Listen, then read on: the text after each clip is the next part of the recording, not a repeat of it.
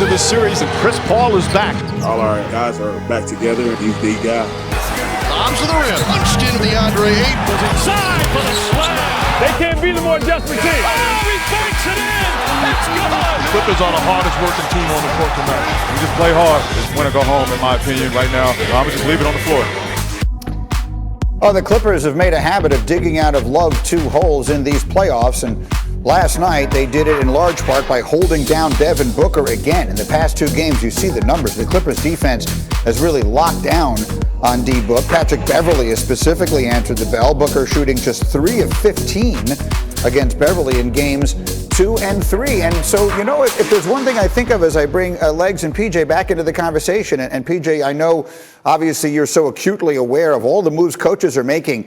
I think the person who's emerging as a bit of a star in this postseason is the Clippers coach, Ty Lue. A lot of people giving a lot of credit to him and the moves that he makes, and I think some people perceived his title in Cleveland to be all about LeBron. But this time, I think Ty Lue's getting a lot of credit and deserves it.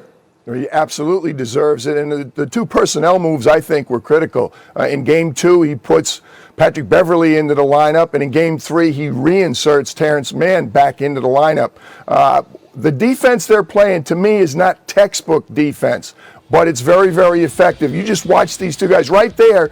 Beverley already won't let him have the ball. He's denying Book the ball. Terrence Mann is into him. This is unusual. Chris Paul gets caught up in the air, not sure what he's going to do with it. Ivica Zubac makes a great play. He's not getting credit. 15 points, 16 boards, 2 blocks. He's played really well. Book comes across half court. Patrick Beverley's waiting for him. Does he foul him? I don't know.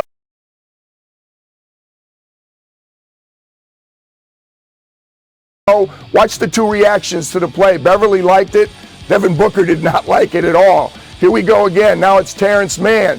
You'll see a quick show here by Luke Kennard. It's not a double team, just, hey, we're paying attention to you. Little bump as he puts it on the floor, and there's the block by Terrence Mann. Not conventional defense. That mask, Devin Booker didn't get that. He didn't fall on the pool at his house. He got that earlier with a little bit of contact. I looked up the word irritant in the dictionary. I actually still have a dictionary. There was a picture of one of our cohorts, Bruce Bowen. He put 3 rings on my finger when he was in San Antonio. He was a big factor there. PJ Tucker, there was also a small picture of him. Patrick Beverley is in that same definition, as is Terrence Mann. That is well said. Bruce is a bit of an irritant on the golf course, too, but that's a different conversation for a different time. Legs, I'll come to you. Right now, I mean, the Clippers have done it, but without Kawhi, and for those just joining us here, how would you describe how would you describe the chances they come all the way back and beat this Phoenix team and dig out of another 2-0 hole? Well, I would say unlikely, just because of how much respect I have for Phoenix. And right now, they've got a situation where their best player and the guy that they've run their offense around the entire year is bottled up right now. Devin Booker, you can start to see a little bit of body language and frustration in Devin Booker, and I don't blame him. I can't imagine what it's like to wear Patrick Beverley around like a baby Bjorn for 48 minutes. I mean, that's what this guy is doing right now. You showed some of the clips PJ was talking about. You know, the way they're playing him right now is very similar to what teams do to Steph Curry. When you jump on the high side, you literally have no help responsibility. Your back is to the ball. You're not letting him come out and receive it.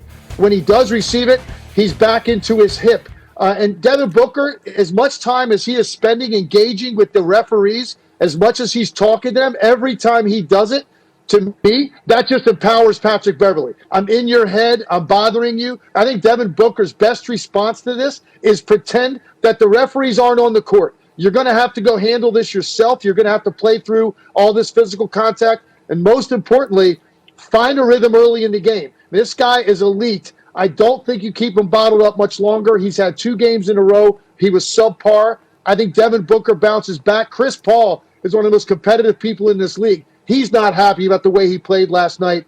He will have his fingerprints all over Game 4. So I just think the Suns are too complete of a team from what I've seen this year. They bounce back and ultimately win the series. But look, the Clippers, they have to fight like the entire series is on the line in Game 4, because it is. All right, so Game 4, that will be tomorrow night. primetime on ESPN and on ESPN Radio. In the meantime, another huge story from the NBA yesterday, an update involving Ben Simmons, as Woj reported that Sixers management and Simmons' agent Rich Paul have begun discussing the player's future. During those talks, the idea of trading Simmons did come up, but according to a source, Philadelphia remains committed to keeping him. And then Scottie Pippen jumped in. Scottie Pippen with a very tumultuous interview in GQ. We talked about his comments about KD earlier. This is what he said about Ben Simmons. You all know he can't shoot. You all know he don't look to shoot in the fourth quarter. You know he's afraid to go to the foul line. He doesn't want to be humiliated. I'm not against Ben Simmons, but I think he is who he is. I watch a lot of games that Doc shouldn't have had him in the fourth quarter. This kid has been this way the whole time, and Doc brought him in and set him up for failure. This to me is such an interesting topic. And so, PG, I'll come back to you again as one who has coached a million games in your career. You've got a star caliber player like Simmons, who not only is paid like a star, but genuinely is a star. He was an all-star this year. The idea of not having him in the game in the fourth quarter, I can understand the coach thinking, I have to have him out there. But what Scottie Pippen is saying is true. You can't throw him the ball for fear that he'll get fouled. So when you hear the criticism maybe of Doc here, what do you think? Too extreme. Take him out for a big possession, maybe for a couple of possessions if you can substitute offense, defense. He does too many other things. He's not a good defender. He's a great defender. He rebounds. He will push the fast break. He's still got a bunch of assists right there in the game. There's no question about that. You can't keep him out for a quarter. I hope that's out of context. I don't think Pip was really advocating that. And Doc Rivers knows exactly what he's doing. That was in no textbook. That's not in basketball 101. That was advanced. How do you handle a situation like the Ben Simmons situation when he didn't want any part of the ball? So I disagree with Pip. But when you've got a player, Tim, whose confidence is so obviously shaken in the way Simmons is, you know, there's two ways I can imagine doing it. When a shooter is missing, you say you just keep shooting. You were a shooter, you know that mentality. Simmons obviously is the opposite of that. So what do you think? What do you think of the way the thing was handled, of the criticism from Pippen, and where it goes from here? Here's the problem. Where else are you going to go if you're Doc Rivers? I mean, that's the bottom line. This is a guy that you've watched all year. You know what he's capable of doing at times. Now, look, clearly, when you don't take a shot in 5 fourth quarters out of 7 games, I mean, Doc Rivers, by the time you got, halfway through that series, you got an issue with Ben Simmons late in the game offensively. The problem is, where are you going to go? This is not the deepest team in the league, and you still have a guy that you're thinking he can make plays for other people. I need him out here to guard Trae Young. You go back to the one game when they blew the 26-point lead at home. I was in the building when that happened. And Ben Simmons is taken out of the game with 3.5 minutes to go, and they still are in control of the game. They take him out because the Hawks are fouling him intentionally at the time. Well, here's the problem. You take him out of the game. On the next offensive possession, they turned the ball over, and now he's not on the floor for live action as they go the other way to guard Trae Young, who bangs out a 3. So that's the problem with removing him from the game in that situation. You needed him to guard Trae Young, and they did a really good job defensively on Trae Young for most of that series. So that's where they're at right now. I will say this, though. This has gotten so bad with his issues on the other end of the floor offensively. It's the first time since he's been there that all those other things don't outweigh this anymore. This has now become a deflating issue for his teammates, for his other star player, probably for his head coach. And it's the first time I have felt that way about Ben Simmons since he's been there. We always talk about how he does so many other things to win. That's true. But right now, this is demoralizing to his teammates because of this issue. For me, it's more than mechanics in the offseason. He needs to see a sports psychologist. He has a fear of failure that he has to unlock, because until he does that, you're going to see the same issues out of him offensively, where he is avoiding situations where he has to be an offensive player.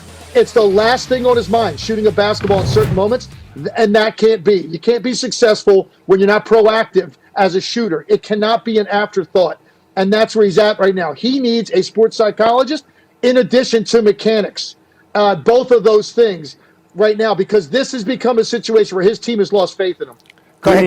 There's also spin here. Remember the quotes right after the game from Doc and from Joel Embiid? Now it's, we like him, we're going to make it work.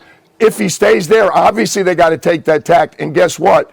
We like him a lot. So you want to offer us something for a trade, it better be good. Don't read back into what we said right after the game about him. There's a little spin coming right now. No, I'm with that. I think the story of Ben Simmons will be the story of this NBA offseason. In the meantime, one other thing. Tim Legler and I got this on my radio show yesterday, and I wanted to bring it up here because many of us who've watched the NBA a long time thought of it. That moment is the signature moment there from Trae Young of Game 1 of the Eastern Conference Finals. Had a moment before the defense arrived, and so does the little shoulder shimmy, kind of rubbing it in the face of the defense before he knocks down that three. And look, he was brilliant. He scored 48 points in that Game 1. He's a brilliant player. But I'm looking at the face of Bart Scott. I'm trying to think. Tim Legler, the league you played in the 90s, if he did that in the middle of a play, what would have happened on an ensuing possession?